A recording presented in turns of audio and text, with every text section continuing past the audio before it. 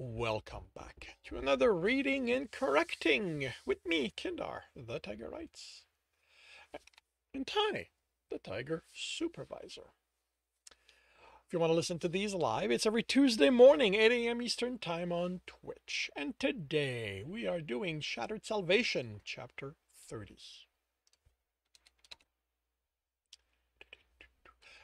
Something resembling peace fell over the precinct with the corporate security agent in their detention block. But she wasn't what people talked about. Like them, Victor knew the type. At least once a month, one of them came by with an urgent job or another. They threw their weight around. No one liked them, but all they could do was hunker down and wait for the storm to pass. Victor saw the captain approach and did his own hunkering down by switching the display to the data he was supposed to enter instead of working on figuring out who had blown up Tristan's ship.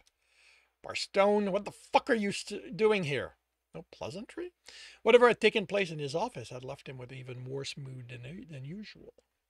Going over the files, Captain, just like, I don't fucking care what you're doing. You're a disgrace to this department. I want you out of here.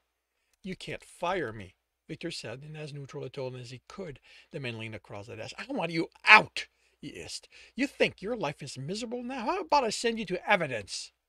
Victor couldn't hide his dismay. You can't do that. It's a rookie position. It's whoever at this side gets assigned there. And, Captain, a woman in uniform interrupted. The man whirled on her. What?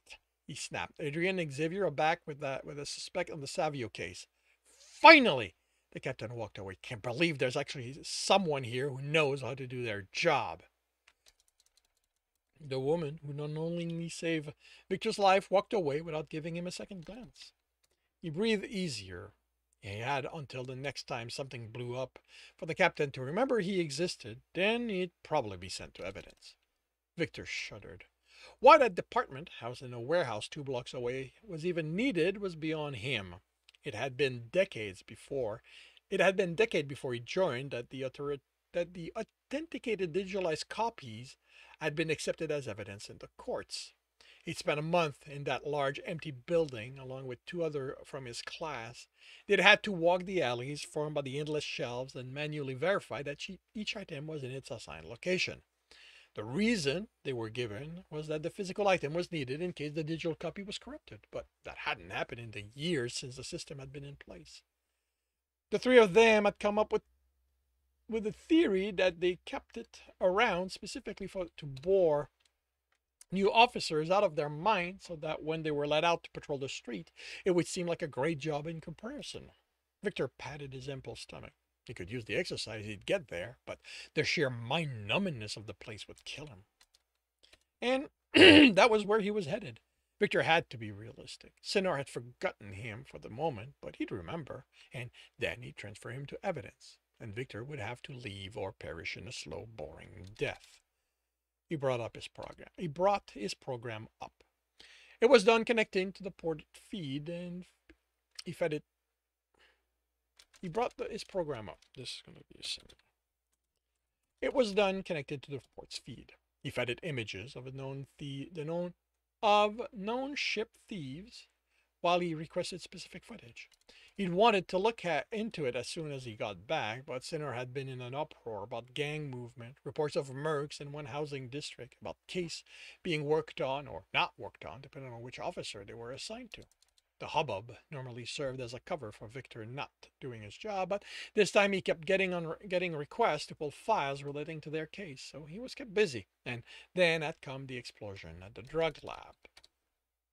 Victor hadn't been able to get any information on that, but he suspected it was Tristan's work. The uproar in the precinct had gone up a notch, and the reports started coming in, and he couldn't let those sit around, not when it was something as visible as an all-out gang war in a housing district. So now he finally had time. Why exactly was he looking into it, he wasn't sure. It wasn't to help Tristan. He'd never see him again. He finally settled on wanting to satisfy his own curiosity. Why would anyone try to break into that ship specifically? Could be a coincidence, which was why his program searched for the usual suspects, but he had trouble believing that. He stared at the screen and realized nothing would happen for a while, so he brought up his accounts. He had money, probably more than Senor thought, considering he'd kept Victor from getting any the mandated raises, but his father had been an asset manager, and he'd written a handful of programs to help with that. He'd manage Victor's money until he retired to see what else there was out there. What else was out there? And then had shown him how to use the program so he could do it himself. He had nothing like the kind of money he'd need to retire if his goal was to have an actual life, and he wouldn't ask his father for help. Keeping him from finding out how he was treated here was hard enough already. If he had to explain why he had to leave her suddenly, fuck, he was going to have to explain it regardless. Well, he'd deal with that when he got there. Having confirmed his money was all where it was supposed to be, he accessed medical sites. He looked at what was offered, starting with the most affordable, superficial changes. He could be slim and toned, but there would be nothing behind it. If he wanted the strength, he'd have to work out. He'd have to build up his endurance himself. From there, the price went up quickly with every other changes he wanted done. It went beyond improving himself. He could change the way he looked.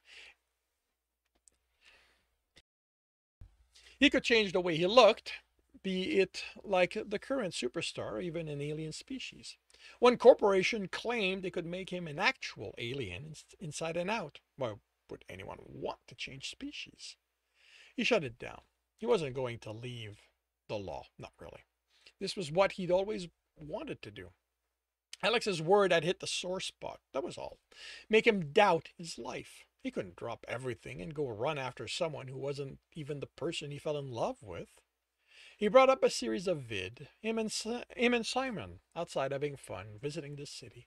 Victor had loved recording them. He'd had to be careful to store the racer one on a secure node. What a great time he'd had with Simon. But now, after the rest of what he'd lived through, he wondered if things would have been better if he'd never met Simon, if Tristan had never picked him as a way of gaining access to the precinct server. Would he have been made captain by now? District manager? Maybe planetary?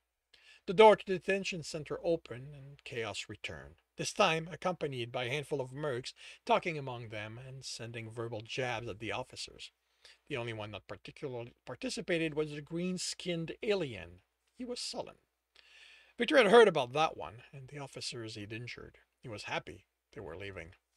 Miss Silt? One of the uniformed officers tried to get her attention and missed the commission. Miss?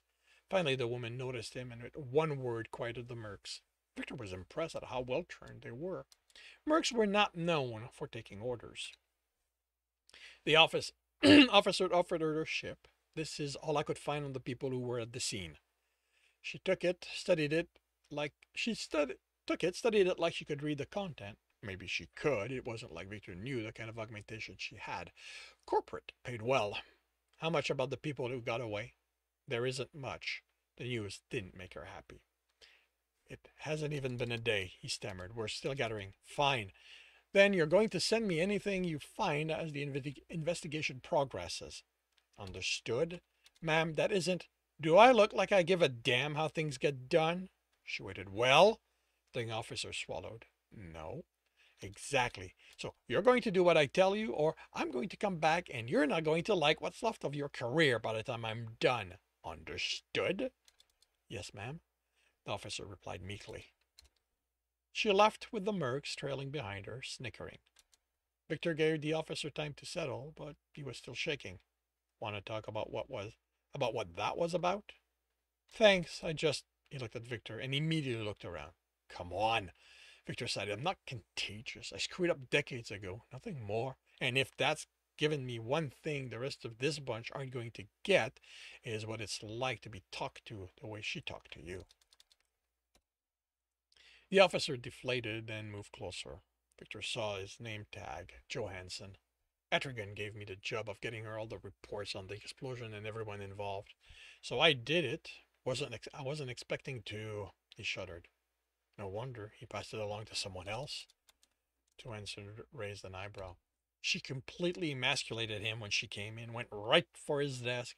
I didn't hear anything, but I have a perfect view, and she might as well have ripped it out and thrown it in the disposal for that was left of his courage. Johansson chuckled. Detective Etrigan was known for hitting on anyone he thought was available. Victor had, fortunately, been spared that particular experience, but he'd heard plenty of men and women talk, and Etrigan definitely thought more of himself than what was there. What's her deal anyway? What does a corporate want with a bunch of mercs? The officer shrugged. She's after some blackmailer. Really gung-ho about it, too. You saw her go into the captain's office, right? And felt the repercussion. Johansson became uncomfortable. Sorry. Not your fault. So the mercs are hers? To catch one blackmailer? Those are the one who survived. She had twice that, but things turned into a fight and a lot of people died. Really? I'd love to know who could take down a bunch of mercs like those. Some guy named Martin Asinski. Victor was surprised. He'd expected it to be Tristan, or at least his description.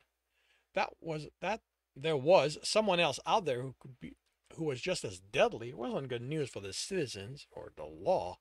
He put the name in the system. You heard about the explosion of the drug manufacturing lab? Victor nodded. Asinski had a decent file, but nothing in it showed a propensity for violence. She tracked him there, and then everything blew up, almost literally. Wait, Victor forgot Asinski. She was there? Those were there? That was where Tristan and Alex had been. He was sure of it. And if they were, that explained the dead mercs. Maybe everyone thought that Asinski had done it, but he knew who was responsible. Of course. Then you hear me tell her that was what the files were about? You mentioned the explosion, but she asked about people leaving. Some other group of mercs left with someone, maybe more than one. The witnesses can't seem to make up their mind. When can they ever? Victor asked absent-mindedly. More mercs, and not hers, and not hers, if she was asking about them. And they'd left with someone? It couldn't be Tristan. No one caught him. But if she'd been there, it meant she'd seen the fighting. Are you sure she said Asinski killed them? That's what everyone's saying. Victor flipped the information on his desk so Johansson could read it. Do you see anything violent in this? Yeah, Asinski's pissed off some powerful people all over the core, but this thing's blackmail. His thing's blackmail, not violence. The officer glanced at the display, and shrugged. People change. You know what those prisons are like. They make people worse, not better. Maybe he got cornered and lost it. I looked around. Look, I better get back to work. I don't mean to just rush off, but you don't want to be connected to someone like me. Victor couldn't help the bitterness in his voice. I'm sorry. I don't. Look, thanks for listening, Barstone. He rushed off. Victor turned to file his way again. So, she believed this man was a mass killer. Well, she was going to be following the wrong trail and end up meeting someone far more dangerous if she continued chasing that angle. He received a notification. Now he had access to the port's footage. He brought it up and found the wreckage of Tristan's ship, rewound it until the moments before, and easily found the man heading for it. Well dressed. Definitely not one of the thieves he knew about. Just in case he was heading for another ship, he asked for the list of parked ship around it. He vanished under it by the ramp, confirming that was his destination, and then the ship exploded. Well, that was one less thief working the port. So, who was he? Who had he been before such a fiery death? He rewound again, following the man out of the port and through the halls until he had a good view of his face. Couldn't be. He brought up Asinski's file. The two of them did look similar.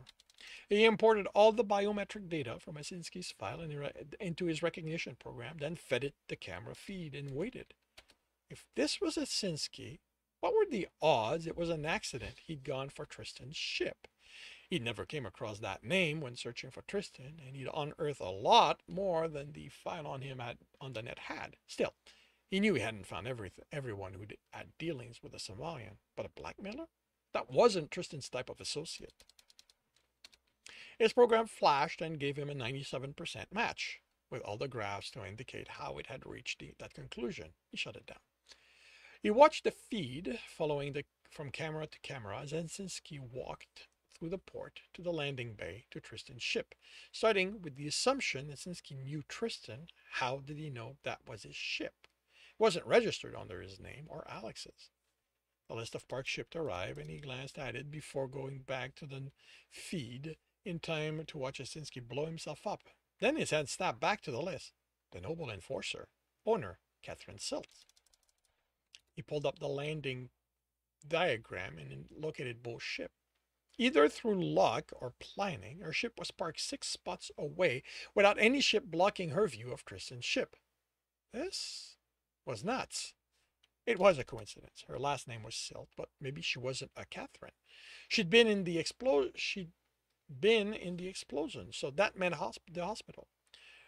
Narcosi had been placed there to take statement. He pulled those reports and searched until he came across a Silt, a Catherine Silt. Still, it didn't mean it was how Asinski had known where the Tristan ship was. She was hunting him after all. At least that was what she claimed, and she'd taken a dozen mercs to where she thought Asinski would be, hours after he died in front of her ship. He did a search on the name, and more result than he could look through came back. They might not maintain an open line to the rest of the universe, but they still updated their database. There were a lot of Catherine Silts in the universe. He added what else he knew, corporate, and her face, both the damaged one and the one from the older file in the precincts from years before. A file with all the information he needed. Why hadn't he started with that? Catherine Silt of Silt Security, owner with her husband, Thomas Silt, long-term contract with Luminex. He frowned. He knew that name. He brought up the only place he could know it from, Tristan's file, and easily found it. Delaron 4, wherein Tristan had been recaptured. The only event of note to happen before his capture was an all-out assault on the Luminex headquarters. The official report had claimed it was a corporate attack performed by an undisclosed company, but Victor had known that had been Tristan's work. Luminex had kept as many of the details as they could from being made public, but the death toll couldn't be hidden. It had been in the hundreds. He brought up a list, 128, most of them security personnel. There was a notation linking to another, smaller list, more personnel who died in what was marked as a preliminary attack. The name Thomas Silt jumped out at him. Her husband had died in that first attack. Wait, if he was dead, why was he still mentioned as one of the owners? He called up the file on Silt Security. It might be corporate, but it still had to file with the government like everyone else, which meant it was in there. It was in here. There. He was still listed as alive and well. So if he was actually dead and she was in the field, who ran things at Luminex? Their company was a small one, the two of them as owner, a handful of people for the paperwork. The security personnel had belonged to Luminex. They just managed them for the corporation. Okay. He couldn't get anything on Luminex. Corporations weren't required to file with the law, only with SpaceGov, and they had clauses that made it nearly impossible to get any answer from them. But he didn't need evidence. He wasn't building a case for the courts. He could make do with inference. He dug out Stilt Security finances. Those proved a lot drier than he expected. There had been no financial influx for years. He looked back. In fact, they'd stopped not long after Tristan's had attacked Luminex. If Luminex wasn't paying her company, didn't that mean she wasn't employed by them anymore? Where did her money come from? Those mercs couldn't have been cheap. You could look at her personal finances, but privacy laws required that she be advised. It wouldn't happen until the next sync in the morning, but she would be alerted. But did he care? Did he care? It just confirmed she wasn't corporate. The rest didn't matter. He looked at the exit. She'd conned everyone here. Victor stood and looked for the captain. Sonor would be able to make her pay for the way she treated him. He found him talking and laughing with some of the detectives. Victor sat down. Why was he in such a hurry to make that man happy? It wasn't like he would turn around and start treating Victor with anything resembling respect. No, this information was his to use as he saw fit. Catherine Silt was on the planet under false pretext, and she may or may not have been working in conjunction with Martin Nasinski.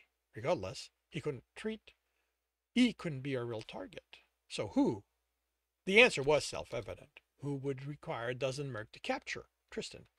His first instinct was to tell the Somalian, as were his second and third. Didn't matter that Tristan had no interest in Victor, and considering he had Alex, could Victor blame him? Still, he wanted Tristan to know what was really going on. Maybe he'd be grateful enough to... what? No, he couldn't do that. He couldn't do this expecting anything back. Fuck that. He wasn't spending his life wasting away here. He'd made sure Tristan's file was synced with his datapad, then disconnected it from the network and added Catherine's information to it manually. It kept an eye on her while he got himself ready. If she was willing to play a con on the whole department, she'd be a good lead when it came time to track Tristan down. Then he brought up the medical clinic, he brought up the medical clinics. It would be expensive, it would take time, but he could become someone Tristan couldn't ignore, someone Alex had to be worried about. Because the next time they met, he'd be the one not giving any quarters. And that concludes chapter 30 of Shattered Salvation. If you are enjoying this, please leave a like. If you want to know when the next chapter is going to be, subscribe and hit the bell. If you want to read the book as well as the others in the series, you can find them on all major e-retailer. If you want to support me, it's on my Patreon, where you can get access to basically everything I've written. And if you want to listen to these live, it's every Tuesday morning, 8 a.m. Eastern Time on Twitch. The links are in the notes. And with that, I shall wish you a good day.